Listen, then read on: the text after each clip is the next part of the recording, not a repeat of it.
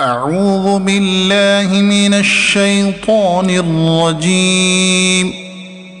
بسم الله الرحمن الرحيم. يا أيها الناس اتقوا ربكم الذي خلقكم من نفس واحدة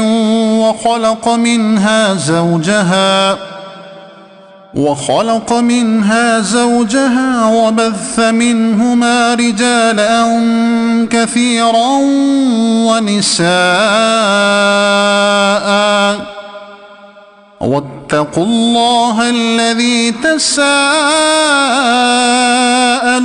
به والأرحام، إن الله كان عليكم رقيبا.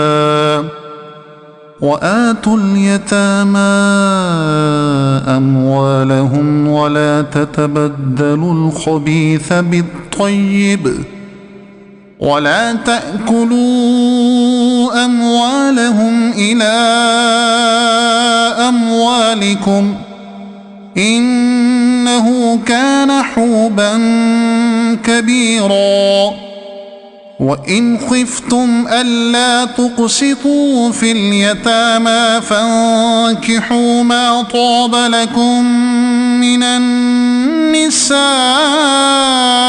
مثنى وثلاث ورباع، فإن خفتم ألا تعدلوا فواحدة أو ما ملكت أيمانكم، ذلك أدنى ألا تعولوا. وآتوا النساء صدقاتهن نحلة، فإن طبن لكم عن شيء منه نفسا فكلوه هنيئا مريئا. ولا تؤتوا السفهاء أموالكم التي جعل الله لكم قياما وارزقوهم فيها واكسوهم وقولوا لهم قولا معروفا. وابتلوا اليتامى حتى إذا بلغوا النكاح، فإن آنستم منهم رشدا فادفعوا إليهم أموالهم، ولا تأكلوها إسرافا وبدارا أن يكبروا. ومن كان غنيا فليستعفف، ومن كان فقيرا فليأكل بالمعروف.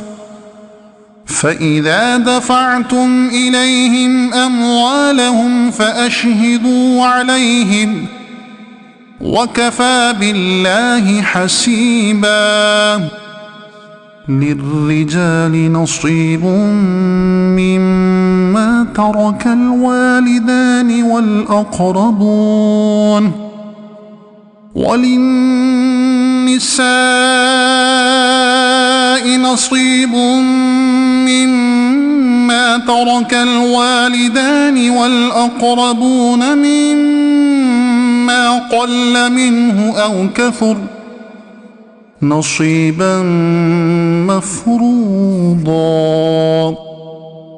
وإذا حضر القسمة أولو القربى واليتامى والمساكين فارزقوهم منه وقولوا لهم قولا معروفا.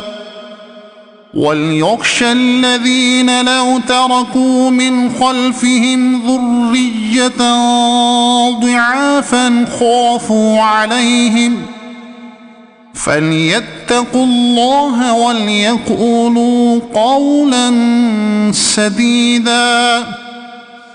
إن إن الذين يأكلون أموال اليتامى ظلما إنما يأكلون في بطونهم نارا وسيصلون سعيرا.